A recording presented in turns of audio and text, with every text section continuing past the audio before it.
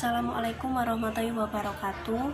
Alhamdulillahirabbil alamin wa bihi nasta'in ala umuri dunya waddin wassalatu wassalamu ala asrofil anbiya'i wal mursalin sayyidina wa maulana Muhammadin amma ba'd. Puji syukur kehadirat Allah Subhanahu wa taala yang telah melimpahkan karunia-Nya kepada kita sehingga dapat dipertemukan kembali dalam mata kuliah statistik pendidikan. Salawat serta salam kita aturkan kepada junjungan kita Nabi Agung Muhammad Shallallahu Alaihi Wasallam yang kita nantikan syafaatnya di yaumil akhir. Perkenalkan, kami dari kelompok 12 yang beranggotakan Humairatu Zahra, yang kedua Yusna Nabila Amalia, yang ketiga Sania Nuriyah, yang keempat Laili Fitriyah. Dalam diskusi kali ini akan mendiskusikan software dalam statistik pendidikan. Assalamualaikum warahmatullahi wabarakatuh. Perkenalkan, nama saya Sania Nuriyah, NIM 2119369. Di sini saya akan menjelaskan tentang software dalam statistik. Apa sih software? Software adalah data yang diprogram, disimpan, dan diformat untuk mengolah data dalam metode statistik. Software sangat berperan penting dalam statistik dalam pengolahan data. Di antara salah satu software dalam statistik yaitu SPSS, singkatan dari Statistical Product and Service Solution. Pengertian SPSS adalah salah satu program komputer yang dibuat khusus untuk metode statistik tertentu. SPSS sebagai software statistik pertama kali dibuat pada tahun 1948 oleh 3 mahasiswa di Stanford University. Pada tahun 1984 pertama kali muncul dengan versi PC, bisa dipakai untuk komputer desktop dengan nama SPSS @PC Plus.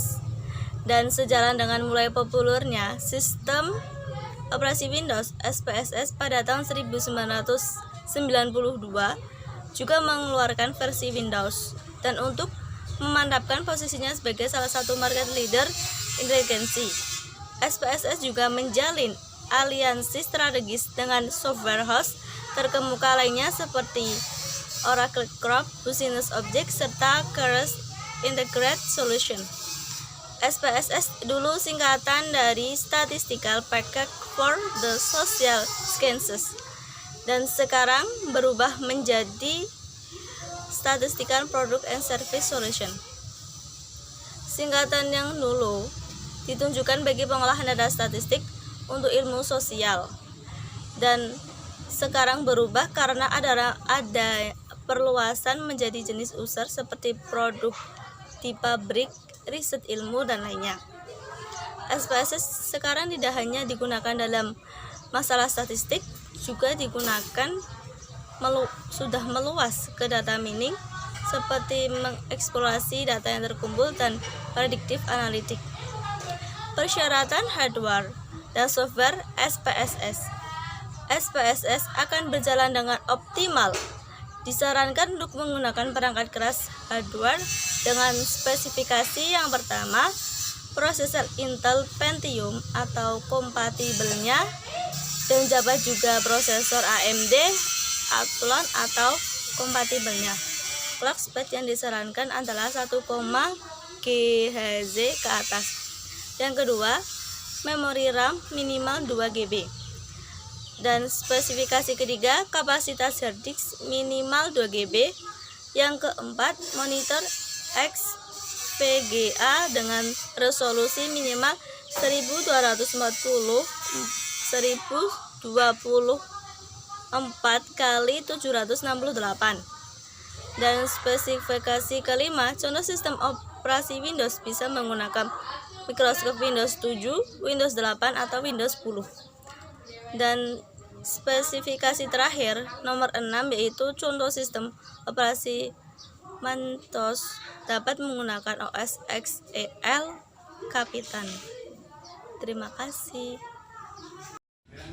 Baik, materi yang selanjutnya yaitu cara kerja SPSS. Yang pertama dengan menggunakan komputer.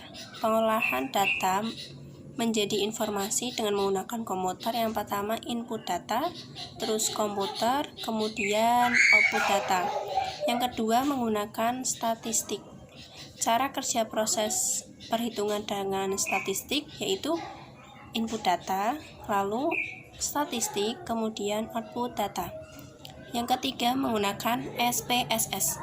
Proses data pada SPSS mirip dengan komputer dan statistik.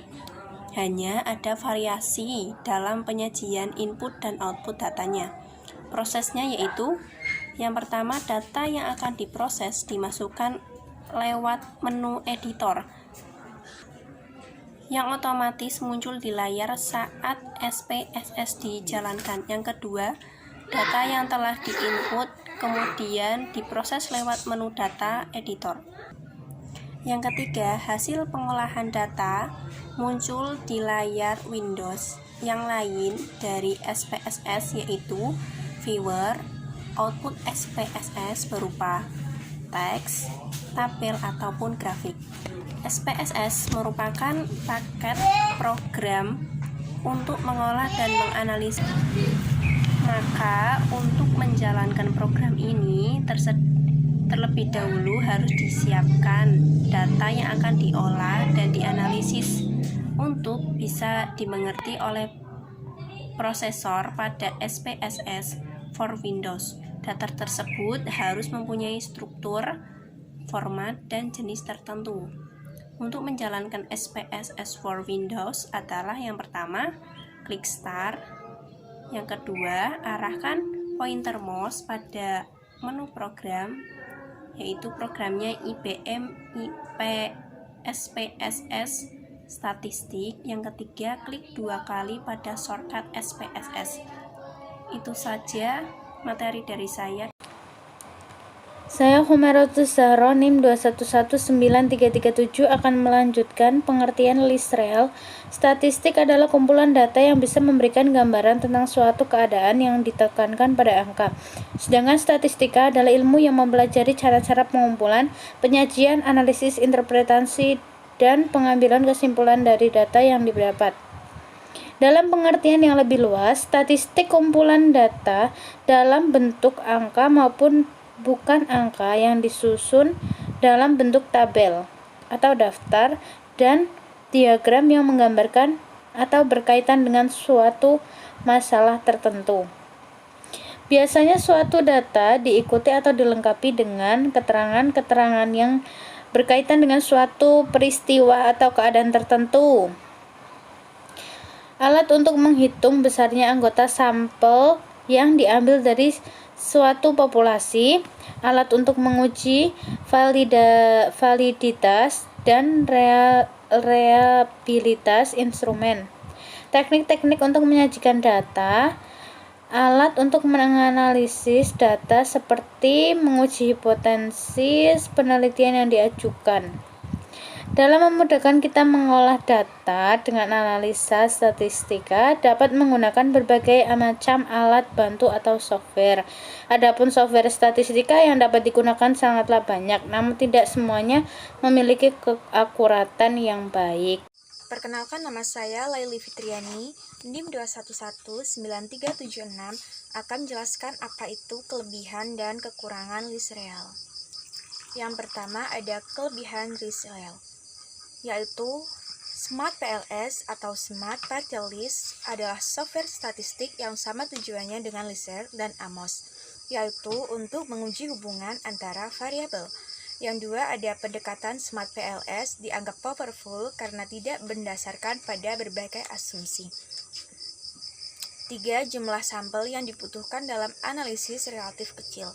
Penggunaan Smart PLS sangat dianjurkan ketika kita memiliki keterbatasan jumlah sampel, sementara model yang dibangun itu kompleks.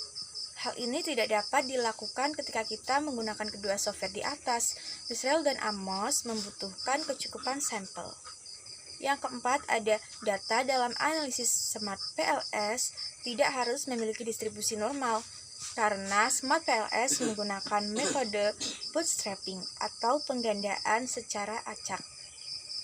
Oleh karenanya, asumsi normalitas tidak akan menjadi masalah bagi PLS. Selain terkait dengan normalitas data, dengan dilakukannya bootstrapping, maka PLS tidak mensyaratkan jumlah minimum sampel. 5. Smart PLS mampu menguji model formatif dan reflektif dengan skala pengukuran indikator berbeda dalam satu model. Apapun bentuk skalanya, rasio, kategori, Likert, dan lain-lain dapat diuji dalam satu model. Yang ada kekurangan dari LISREL. Kelemahan LISREL itu sendiri ialah ketidakmampuannya mengolah data SEM atau Structural Equation Modeling dengan jumlah sampel yang sedikit. Ketika kita mempunyai sampel kurang dari 200, sementara modelnya kompleks, maka terkadang hasil estimasi tidak sesuai dengan harapan yang diinginkan. Terima kasih. Terima kasih atas perhatiannya. Wassalamualaikum warahmatullahi wabarakatuh.